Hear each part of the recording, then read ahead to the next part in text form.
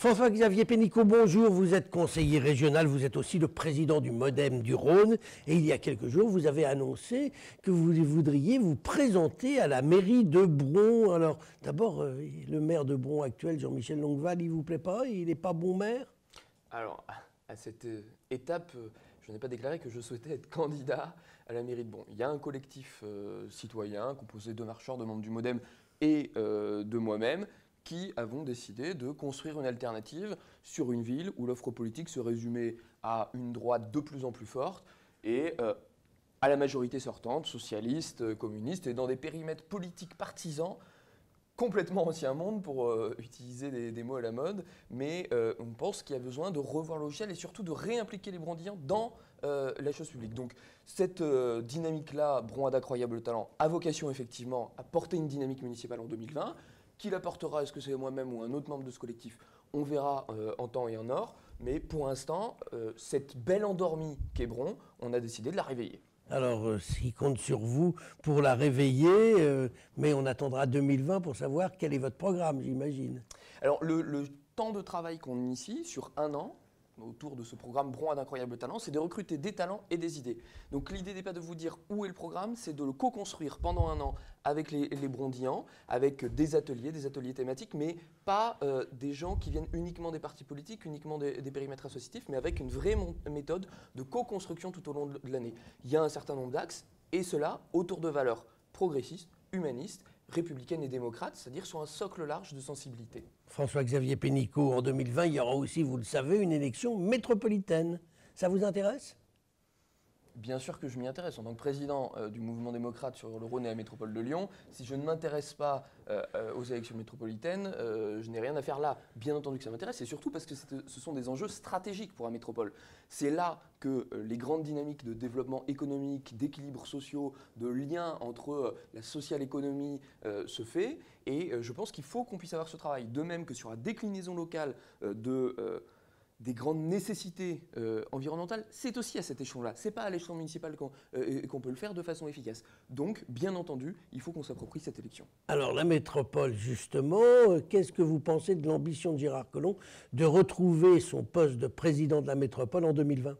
Écoutez, pour l'instant, moi j'entends des personnalités qui ont envie d'aller Gérard Collomb s'en est pas caché. Gérard Collomb s'en est pas caché. Je n'ai pas entendu David Kimmelfeld dire qu'il souhaitait en partir. J'ai entendu Étienne Blanc dire des choses. J'ai entendu Pascal Blanc, j'entends beaucoup de monde. Entre-temps, vous avez signalé des choses tout à l'heure sur Bron qu'il faut que l'on puisse faire aussi sur la métropole, c'est-à-dire et si on travaillait sur le projet. Nous, au sein du mouvement démocrate, nous avons, pour ne pas la citer, Céline Bosse qui pilote un certain nombre de travaux avec nos conseillers métropolitains, que ce soit Fouzia Bouzerda, Éric Desbos, Catherine Panassier et j'en passe, qui travaillent sur des axes différenciants sur ce projet métropolitain, et c'est autour de cela qu'on souhaite avoir des discussions.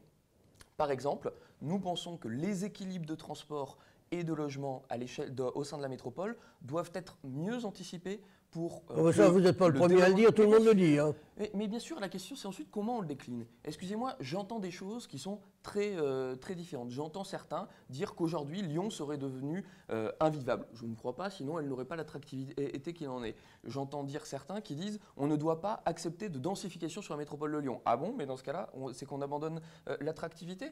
Ou est-ce que c'est que cette densification, elle doit se faire de façon équilibrée, partagée? Sur les grands équipements, est-ce que l'on met tous les grands équipements à l'est? Comment on les séquence? Est-ce qu'on va trop vite sur le déclassement de la 6 à 7 avant d'avoir abouti le projet d'anneau des sciences et sans prendre en compte les reports de trafic sur l'Est? Tout ça, par contre, c'est des sujets sur lesquels on n'est pas d'accord et sur lesquels il faut qu'on puisse travailler et discuter et voir effectivement comment les choses vont être apportées. Et vous me parliez tout à l'heure de Gérard Collomb.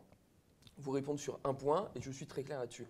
Oui, prioritairement, nous souhaitons sur la métropole de Lyon qu'il puisse y avoir une déclinaison locale de la transformation du paysage politique national, on va dire, de la majorité gouvernementale. Je signale que le Premier ministre n'est pas membre d'En Marche, c'est quelqu'un qui vient de la droite républicaine, et que donc il faut que tout le monde ait cette place dans les discussions que nous aurons. François-Xavier Pénicaud, à la région, vous appartenez à la majorité de Laurent Wauquiez, patron de la droite et de l'opposition. Sur le plan national, vous soutenez le président de la République et le gouvernement. Vous ne trouvez pas qu'il y a une petite contradiction là?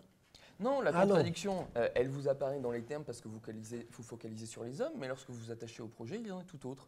Effectivement, et d'ailleurs Patrick Mignola, devenu président du groupe MoDem à l'Assemblée nationale, et donc en opposition, qui bataille nationalement, publiquement, quotidiennement avec Laurent Wauquiez sur les lignes nationales, de façon claire, a démissionné du Conseil régional pour pouvoir qu'il n'y ait pas pollution, on va dire, de ces discussions-là. Mais au niveau régional, nous avons pris un engagement. Et par contre, il faut qu'on l'affirme sans doute différemment de ce que l'on a fait jusqu'ici. Cet engagement, c'est d'être les garants des engagements qui ont été pris pendant la campagne régionale. Nous sommes solidaires du pacte de majorité que nous avons signé, sur lequel on s'est engagé devant les électeurs, et c'est la parole devant les électeurs et sur le projet qui compte.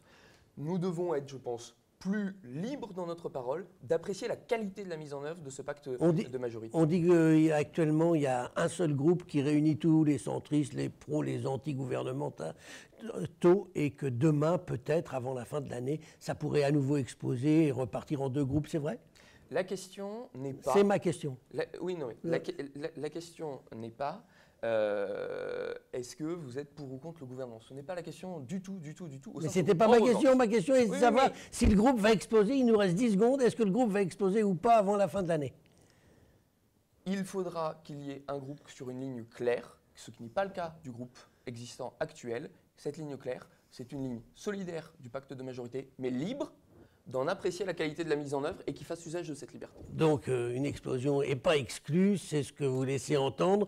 Et une recomposition me semble inéluctable parce que la promesse de ce groupe de peser dans cette majorité n'a pas été tenue. Eh bien, vous appelez ça recomposition, moi je veux parler d'explosion, mais c'est la même chose. François-Xavier Pénicaud, je vous remercie. Merci à vous.